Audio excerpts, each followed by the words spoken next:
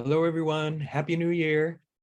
We had a change of plans. Originally, I was going to be at Buddhist Church of Oakland with Reverend Michael Endo and everyone who came and stream the service.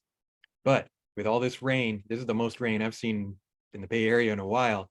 And so my roof is leaking. So I can't leave the house. I have to be here for when someone is going to come and try and fix things.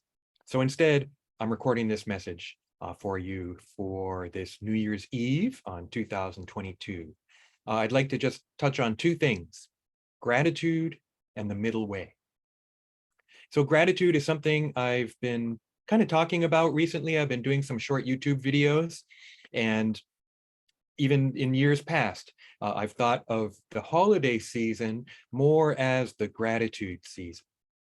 And, beginning with Thanksgiving, which has gratitude built into the name. We had Bodhi Day, right, celebrating Shakyamuni's enlightenment. There was the solstice, which is the longest night of the year, kind of the opposite of Ohigan. There's also Hanukkah, Christmas, Kwanzaa, right? Those holidays that we spend traditionally in the United States, some longer than others, and then New Year's, which is where we're at now.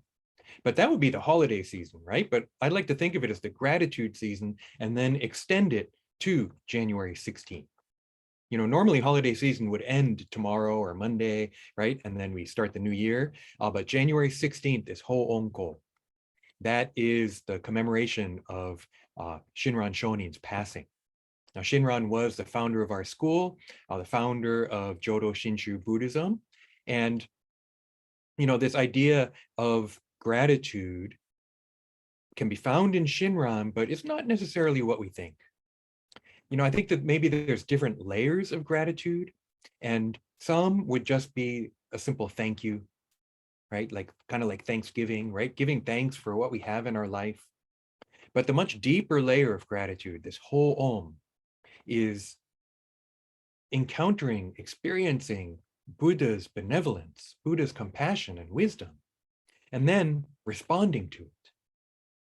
So it's a little different than just saying gratitude. And that's, what whole own is about. We have in BCO, we have our whole own service teams or the host teams. And I think sometimes people think by doing that, they're fulfilling their obligation. But this obligation, if it is an obligation to the Buddha, I think is much, much deeper. It's not something that we can actually pay back. And instead, it's something that we do throughout our life.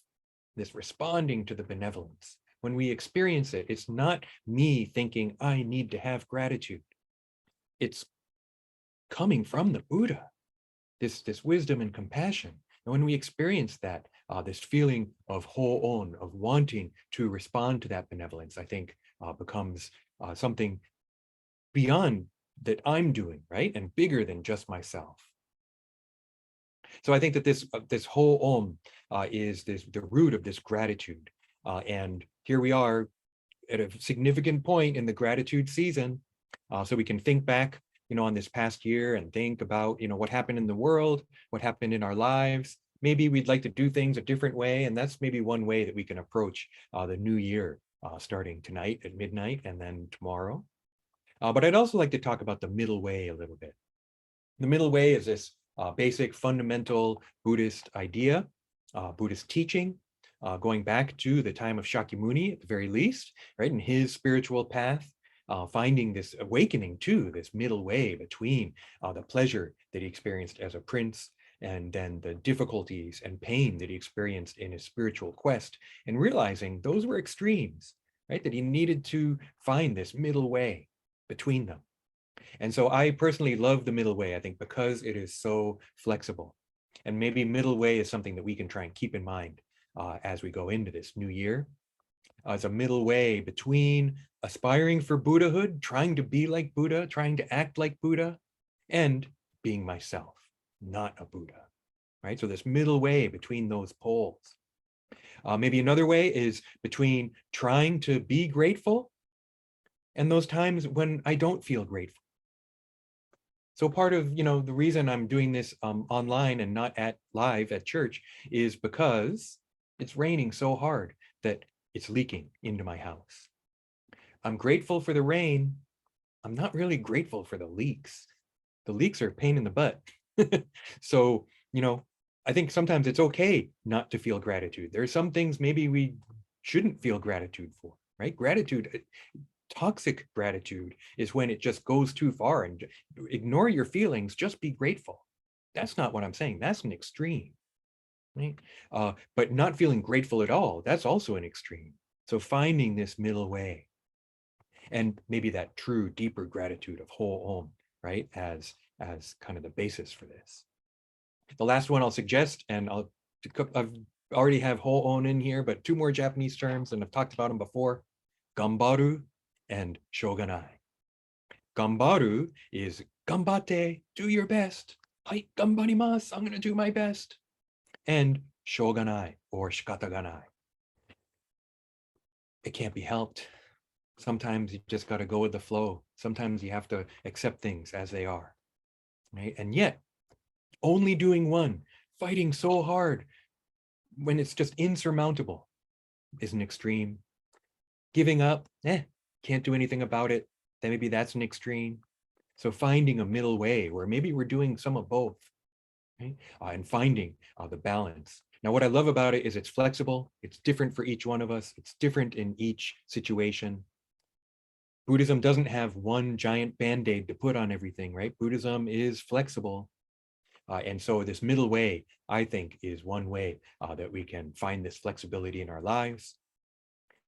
Seeking gratitude, right? But maybe gratitude is something that wells up from within us.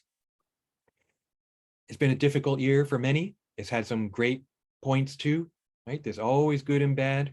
A lot of that depends on your perspective. I think middle way can play into that too.